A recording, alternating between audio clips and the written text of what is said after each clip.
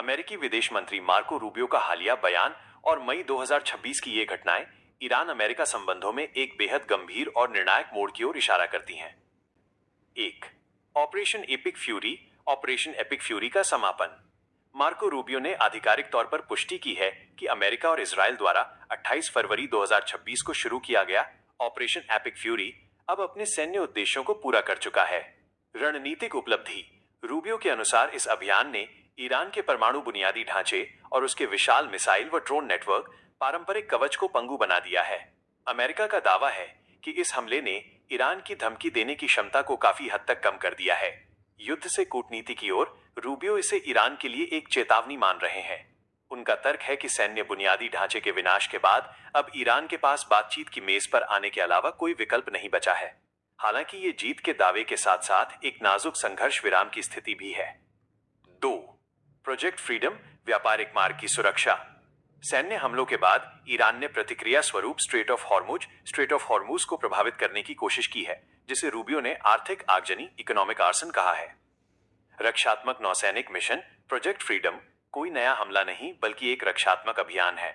इसका उद्देश्य उस जलमार्ग को फिर से खोलना है जहां से दुनिया का एक बड़ा ऊर्जा हिस्सा गुजरता है। कड़ी चेतावनी। रूबियो ने स्पष्ट किया है कि अमेरिका अब टोल वसूलने या अवैध नियंत्रण को बर्दाश्त नहीं करेगा। उन्होंने इसे ईरान का आखिरी दांव बताया है और कहा है कि जब तक अमेरिका पर हमला नहीं होता वे गोली नहीं चलाएंगे, लेकिन मार्ग को खुला रखने के लिए प्रतिबद्ध हैं। 3. सत्ता परिवर्तन रिजीम चेंज पर नया दृष्टिकोण। रूबियो के रुख में एक महत्वपूर्ण सूक्ष्म बदलाव सटल शिफ्ट देखा गया है। वे शासन को पागल और कट्टरपंथी तो कहते हैं, लेकिन अब सीधे सैन्य तख्ता पलट के बजाय आंतरिक पतन की बात कर रहे हैं। अंदरूनी बदलाव। रूबियो का मानना है कि शासन और जनता के बीच की खाई इतनी बढ़ चुकी है कि बदलाव के लिए बाहर से सेना भेजने की जरूरत नहीं है। वे चाहते हैं कि ईरानी जनता खुद इस शासन का अंत करे। अधिकतम दबाव की नीति 2.0। रूबियो यूरोपीय देशों के साथ मिलकर ईरान को आर्थिक रूप से पूरी तरह अलग थलग करने की वकालत कर रहे हैं, ताकि शासन के पास संसाधनों की कमी हो जाए और वे समझौते के लिए मजबूर हों। 4. मानवीय पक्ष और ईरानी जनता बनाम शासन। रूबियो अपनी रणनीति को केवल युद्ध तक सीमित नहीं रख रहे, बल्कि वे इसे एक नैतिक युद्ध के रूप में पेश कर रहे हैं। जनता के प्रति सहानुभूति। वे लगातार ये संदेश दे रहे हैं कि अमेरिका का लक्ष्य ईरान के आम लोग नहीं, बल्कि वे मौलवी हैं जो देश पर शासन कर रहे हैं। वे ईरानी नागरिकों को शासन का शिकार विक्टिम्स बताकर अंतर्राष्ट्रीय मंच पर सहानुभूति बटोरने और ईरान के भीतर असंतोष को हवा देने की कोशिश कर रहे हैं। निष्कर्ष और विश्लेषण। मार्को रूबियो के बयानों का सार यह है कि अमेरिका ने अपनी हार्ड पावर सैन्य हमले का इस्तेमाल कर लिया है और अब वो स्मार्ट पावर आर्थिक घेराबंदी और कूटनीतिक दबाव का उपयोग कर रहा है। वर्तमान स्थिति।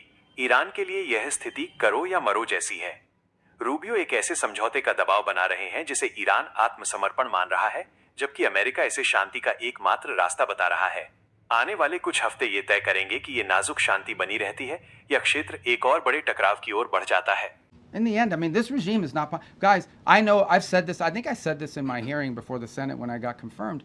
I don't know of any country in the world where there's a bigger difference between the people and the people who run the country. Okay, this country is run by radical Shia clerics. And that's not what Iran and the Iranian people are. Now, they may be Shia, but they're not radicals and they're not clerics, and they just want a normal life and a regular life, and in many ways a very cosmopolitan country with an incredible history and incredible legacy and the like.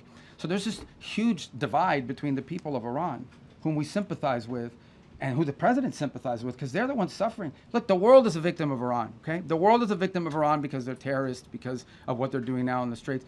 But the people of Iran are daily victims of the regime, and the president has deep sympathy for what they're going through.